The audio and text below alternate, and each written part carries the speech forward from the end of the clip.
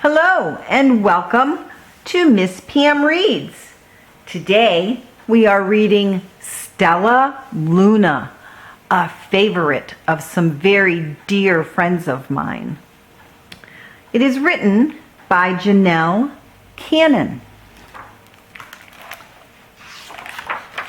Stellaluna, written and perhaps illustrated, because it doesn't tell us differently, by Janell.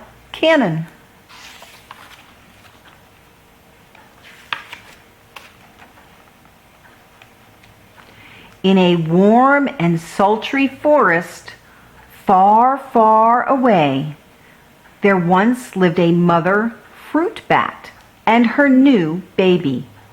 Oh, how Mother Bat loved her soft, tiny baby. "I'll name you Stellaluna," she crooned.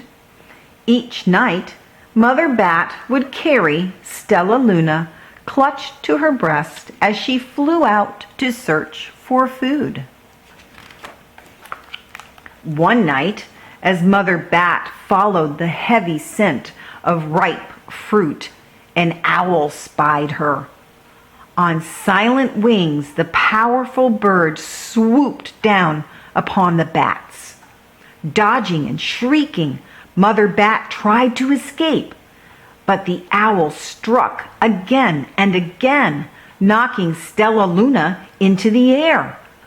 Her baby wings were as limp and useless as wet paper.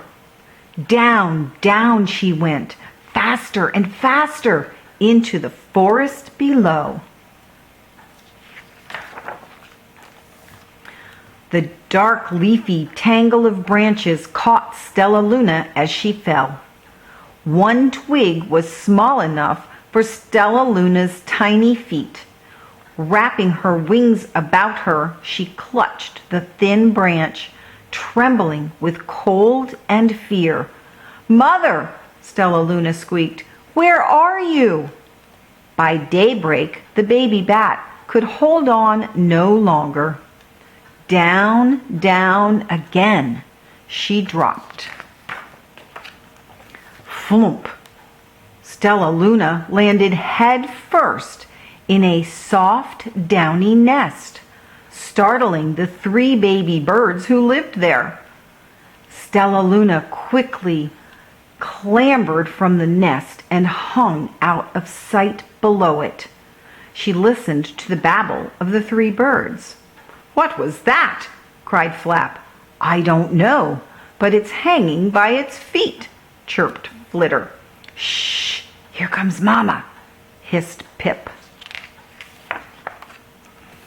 Many, many times that day, Mama Bird flew away, always returning with food for her babies. Stellaluna was terribly hungry, but not for the crawly things Mama Bird brought. Finally, though, the little bat could bear it no longer. She climbed into the nest, closed her eyes, and opened her mouth. Plop! In dropped a big green grasshopper. Stellaluna learned to be like the birds. She stayed awake all day and slept at night. She ate bugs, even though they tasted awful. Her bat ways were quickly disappearing, except for one thing. Stellaluna still liked to sleep hanging by her feet.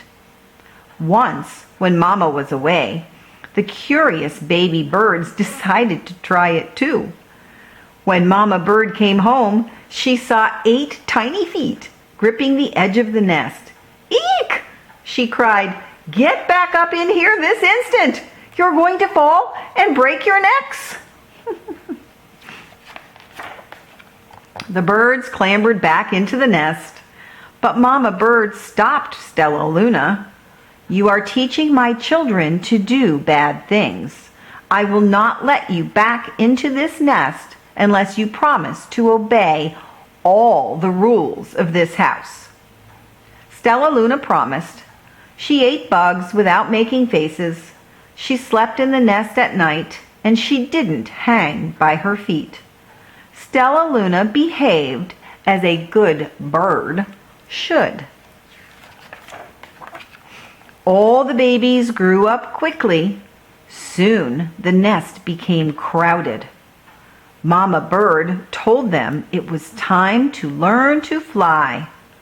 One by one, Pip, Flitter, Flap, and Stellaluna jumped from the nest. Their wings worked. I'm just like them, thought Stellaluna. I can fly too. Pip, Flitter, and Flap landed gracefully on a branch.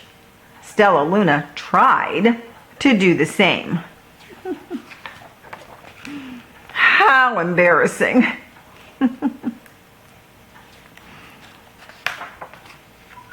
I will fly all day, Stellaluna told herself.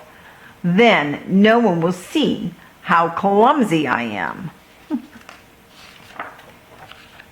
The next day, Pip, Flitter, Flap, and Stellaluna went flying far from home. They flew for hours, exercising their new wings. The sun is setting, warned Flitter. We had better go home or we will get lost in the dark, said Flap. But Stellaluna had flown far ahead and was nowhere to be seen. The three anxious birds went home without her. All alone, Stellaluna flew and flew until her wings ached, and she dropped into a tree. I promised not to hang by my feet, Stellaluna sighed, so she hung by her thumbs and soon fell asleep. She didn't hear the soft sound of wings coming near.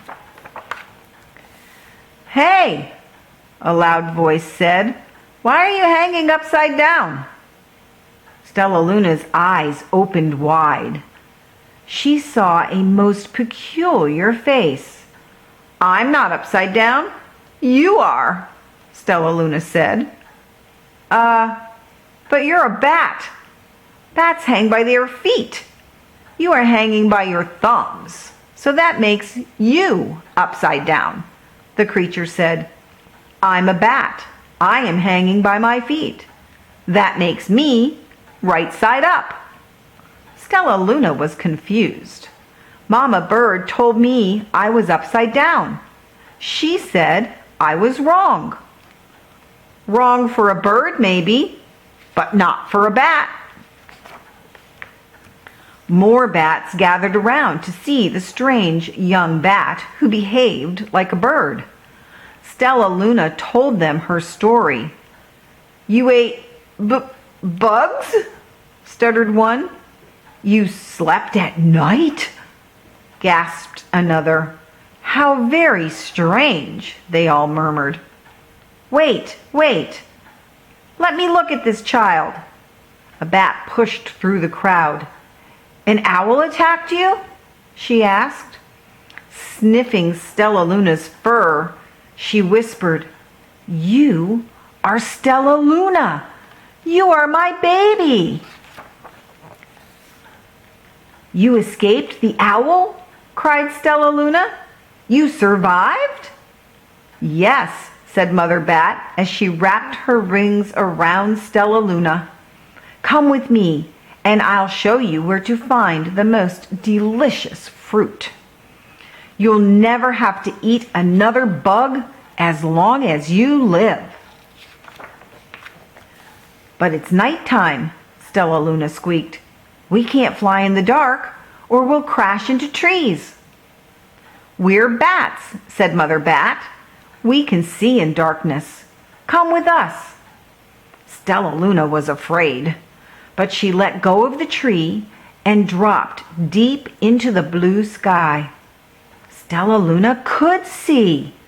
She felt as though rays of light shone from her eyes. She was able to see everything in her path. Soon, The bats found a mango tree, and Stellaluna ate as much of the fruit as she could hold. "I'll never eat another bug as long as I live," cheered Stellaluna as she stuffed herself full. "I must tell Pip, Flitter, and Flap." The next day, Stellaluna went to visit the birds. "Come with me and meet my bat family," said Stellaluna. "Okay, let's go," agreed Pip. "They hang by their feet, and they fly at night, and they eat the best food in the world," Stellaluna explained to the birds on the way. As the birds flew among the bats, Flap said, "I feel upside down here." So the birds hung by their feet. "Wait until dark," Stellaluna said excitedly. "We will fly at night." When night came, Stellaluna flew away. Pip, Flitter, and Flap leaped from the tree to follow her. "I can't see a thing," yelled Pip. "Neither can I," howled Flitter. "Ah!" shrieked Flap. "They're going to crash," gasped Stellaluna. "I must rescue them." Stellaluna swooped about, grabbing her friends in the air. She lifted them to a tree, and the birds grasped a branch. Stellaluna hung from the limb above them. "We're safe," said Stellaluna. Then she sighed. "I wish you could see in the dark, too." "We wish you could land on your feet," Flitter replied. Pip and Flap nodded. They perched in silence for a long time.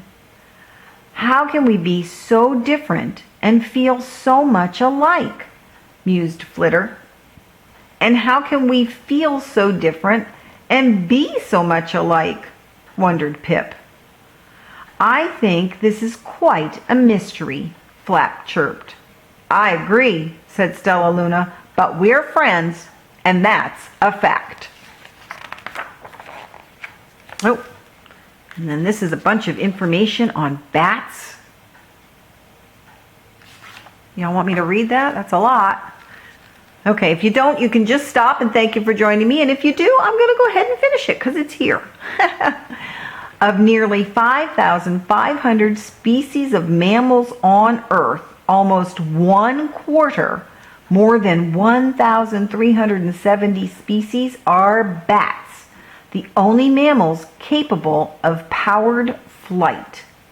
The scientific name for bats is Chiroptera, hand wing, because the skeleton that supports the wing is composed of the animal's hand and elongated finger bones.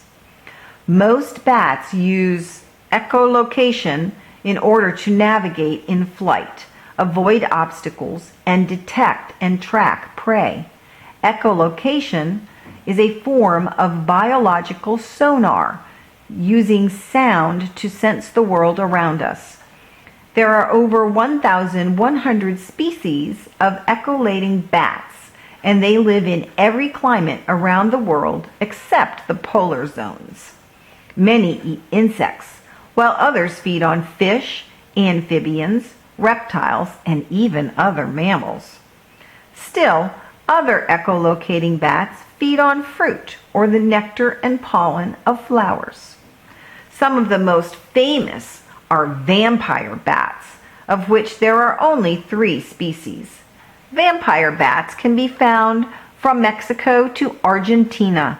They prey primarily on domestic cattle and native mammals and birds, from which they obtain blood meals through tiny bites. Contrary to myth, no bats are blind. However, not all bats echolate.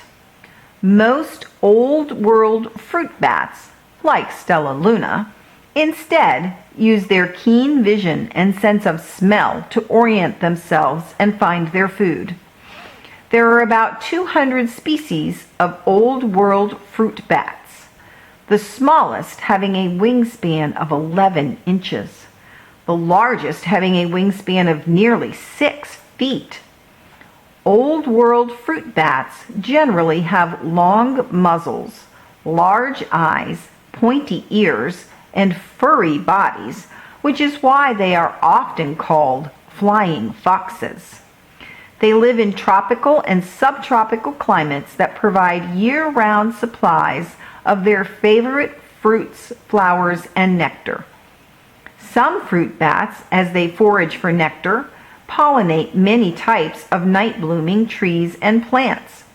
Others eat whole fruits, seeds, and all, and distribute the seeds over the forest floor in their droppings. In these ways, bats are very important to regeneration of the tropical forests. Whew, that was a lot. And the end. Thank you for joining me for Miss PM Reads. Remember to subscribe to the channel and you'll get an update when a new story posts. And just on a personal note, I want to give a shout out to my friends Fisher, Smith, and Virginia. All right, you guys, have a great day. Bye.